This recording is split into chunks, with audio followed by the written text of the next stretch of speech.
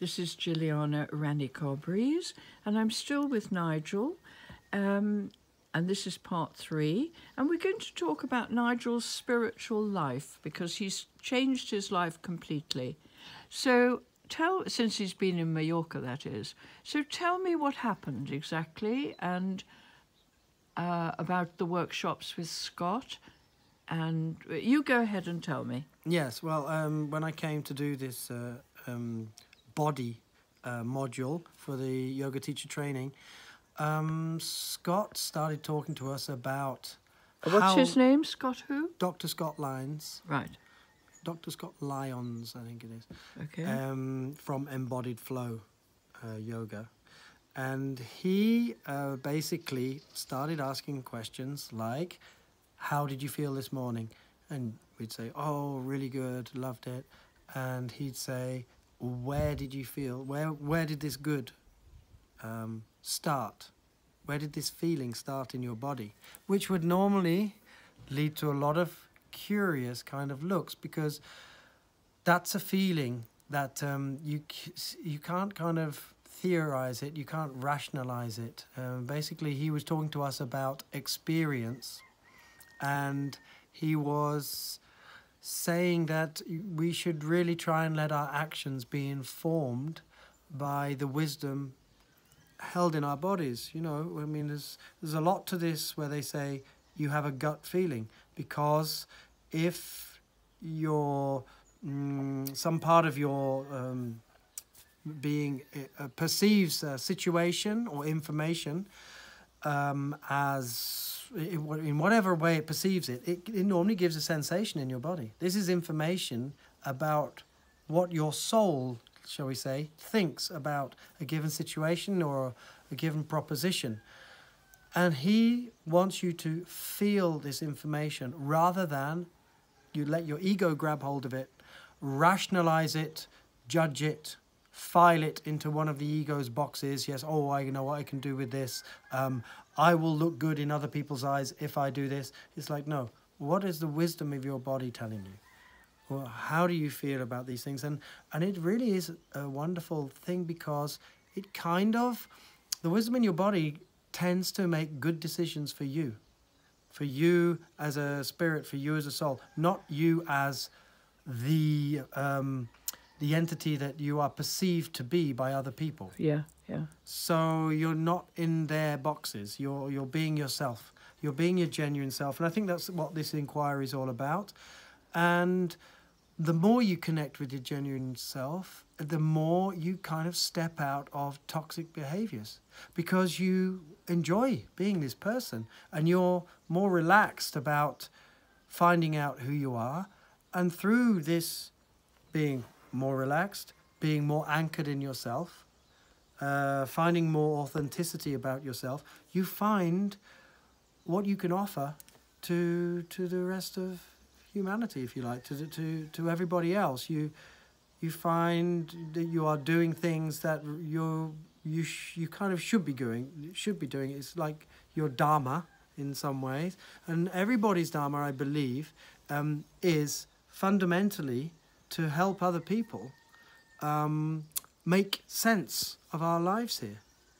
And I don't think we help each other by hammering away at careers to amass material wealth. I agree. I think we help each other. I agree. I think we help each And other by... you can't take it with you. That's You don't take it with you. And once you do get into this study of Indian yoga and Tibetan Buddhism and that, they believe you take yourself with you. You take the discoveries you've made and your actions with you when you go. You don't take your cars, your boats, your yachts, no, your of bank course balance. not. But it is good to leave something behind. Absolutely. For future generations. Definitely, definitely. Yeah. I What are strongly agree What are you going to leave behind? Well, that's a good question. And I feel like I'm only at midlife at the moment. Well, so, you are. You're only 52, did you say? I'm 52, yeah. Oh. I'm a very proud father in that I brought my daughter, my young daughter, when she was 23 to India, and she qualified as a yoga teacher with the same teacher the year before me.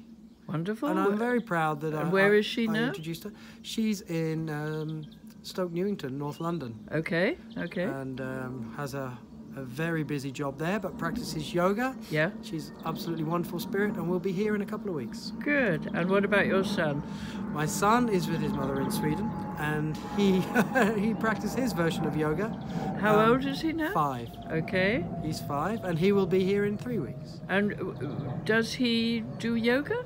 Yeah, he does. His mother is also a yoga teacher. Right. Qualified with the same teacher as well. Oh, wow. So this woman's really influenced your life, hasn't she? Tara is a big member of our family, if you like. Yes, She's trained 3 of us in yoga. Wow. She knows Jetson. I was looking after Jetson while his mother, we were on Paros in Greece. Yes. And his mother, Pernilla, was training with Tara, and I was back at the ranch looking after Tara Jetson. moves around. Tara, furiously nomadic. She travels so much. She's going to be doing, in the next 3 months, 12 European countries. Wow. So she's around. But her specialities for her teacher trainings, Bali, Ubud in Bali, and Samatha in Goa. And the vibration there, of course, is very different to a European studio. Yeah, yeah. And I would like to go back there to do some more studying with her. Back where? To Bali especially. Oh, Bali. Samatha also, amazing place. But I haven't been to Bali for a while, and I would like to go back. Right, right.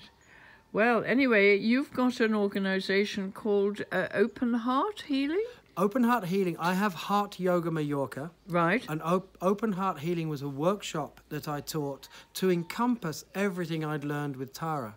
So we had a lot of meeting and being met. I mean, it's one of the things I love to do in a yoga class is get people off their mat and physically connecting, and therefore spiritually connecting with other people, which is not often what happens in a yoga class. Everyone has the safety and the sanctity of their own mat, but I get them off, moving around the room, connecting with other people, and then taking that information back to their practice.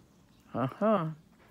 So Open Heart Healing was a 2-hour workshop, Right. which encompassed all these different things. And you free created movement. that yourself? Yeah. Right. And you're going to be doing more of those? I am.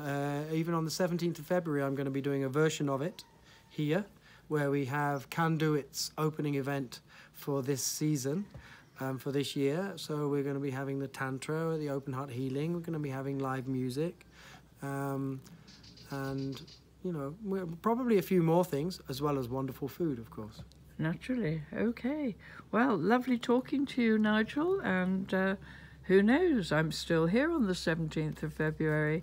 I might come. You'd be very welcome. Bye-bye. Bye.